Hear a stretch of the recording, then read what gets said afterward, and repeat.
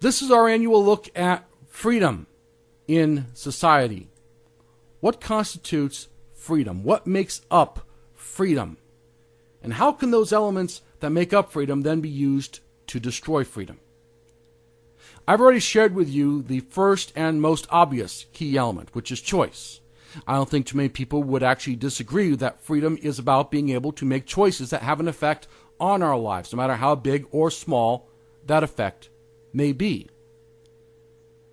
But freedom does not live on choice alone, because the fundamental rule of the universe is that every action has an equal and opposite reaction. Every choice you make has a consequence to it.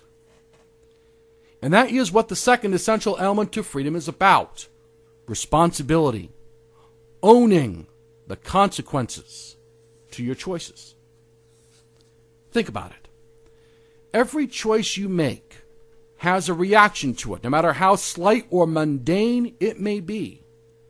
If you choose to leave early to get to work, your boss may compliment you on your dedication. If you choose to stay within the speed limit, you probably won't get a speeding ticket. If you choose to live a boring life with no frills, no risks, and no drama, then you will most likely stay out of trouble and stay out of injury. Now, you notice what I just did. I just mentioned a couple of easy choices. And that's important because even the easy choices have consequences to them. And it's really very easy to own up to those as well.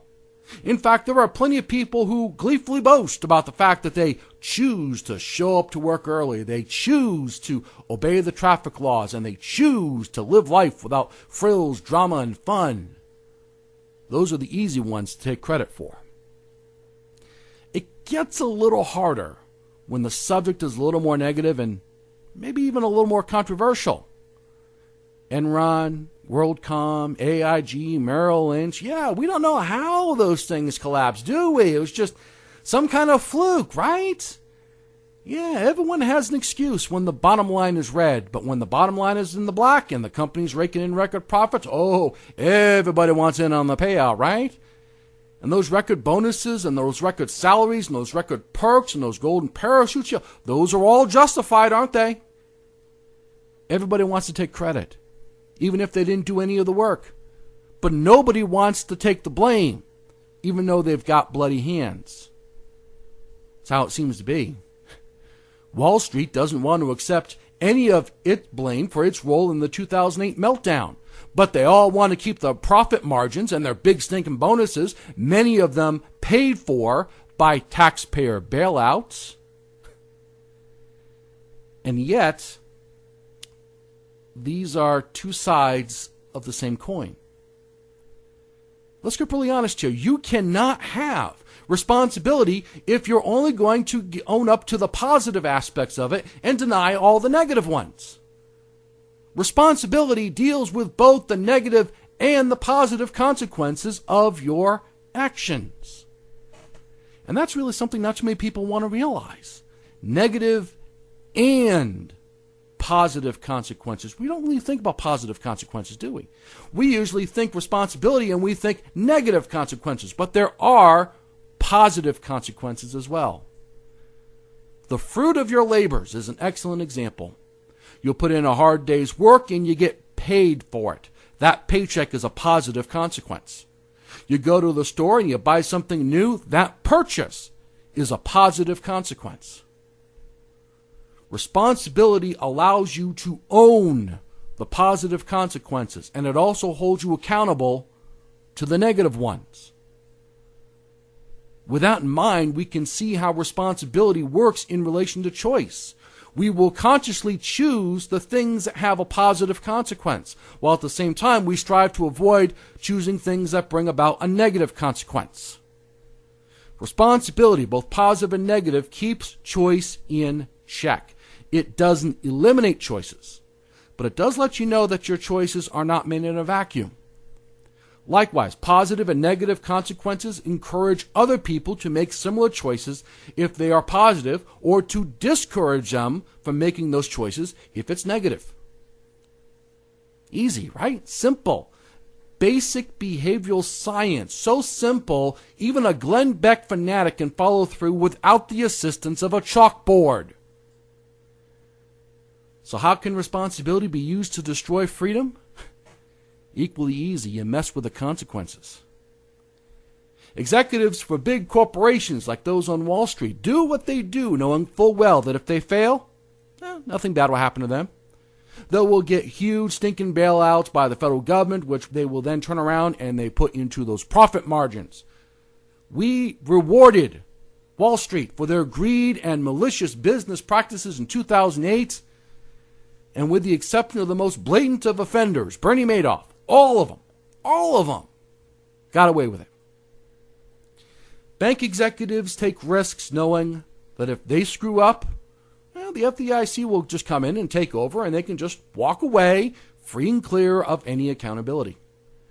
Meanwhile, those same executives punish their own customer base continually, and all in the name of profit, and they are expected to simply get away with it. Government itself messes with that balance between choice and responsibility on so many levels, so many of them. We have zoning laws that have been bastardized and exaggerated into such obscene levels in some areas that some communities can actually tell you what color you can paint your living room if it can be seen from the street through a window. One zoning board member of California rejected a landscape design because that member had a dream about it. A dream! Government can seize your property, the fruits of your labels, through asset forfeiture or through eminent domain. Your home can be taken away from you and handed to someone else if they say they can build a bigger, more expensive home on that land. Your car can be taken away on some police officer's mere accusation of it being bought through the sale of illegal drugs. No proof, no evidence, just a suspicion. A city mayor actually had his home raided, ransacked. His dogs were outright slaughtered by police officers because some drug dealers delivered a package to the mayor's house that was never picked up, never claimed by anyone in the house. And the police knew that this particular game was going on by the drug dealers, and they were happening to innocent people. And nobody ever faced charges for this. Nobody was held accountable for the dogs being murdered or for the damages that were done to the mayor's house. They didn't even lose their jobs over this. That's another way that government messes with the balance between choice and responsibility. They are protected from the negative consequences through a legal concept called sovereign immunity. If we do wrong, we get punished for it. If the government does wrong, oops, better luck next time. You know who else messes with that balance? Religious groups. And they're very sneaky about it too. Religious groups will tell you that everything you have, everything that you have earned or acquired or achieved in life, it's not yours. It was never yours to begin with. It all comes from God. Everything that you have, your talents, your gifts, your very life, it all comes from God. Not you, God. And you can't take credit for any of it. Worse yet, you are held to account for even your thoughts. Never mind what you actually do. Religion wants to condemn you and hold you accountable for what you think. Meanwhile, the religious groups themselves refuse to be held to account for anything that they do. Fleece the parishioners? Oh, can't blame them. They're just carrying out God's will. Molest kids? Oh, you can't hold them account for that. No. Just like Wall Street feels that they're too big to fail, religious groups feel that they are too big for jail. Of course, there's always they're imposing their will through government. Oh, yes, they believe that there should be freedom of religion, but only as long as it's their religion. And they will make that point clear with rules and regulations and government displays that favor that religion. They're real sneaky bastards, and they have no love whatsoever of freedom, because the freedom to choose your beliefs means the possibility of choosing some other belief, and religious groups don't like that. Okay, so we have choice, and we have responsibility. We have action, and we have reaction. And there's a lot of people who will tell you that this is enough as it is for freedom. Choice, responsibility, that's it, nothing else. But there's still something missing.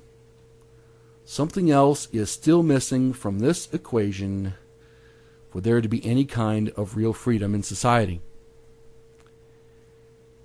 And when we come back, I'll tell you what that third and final element is.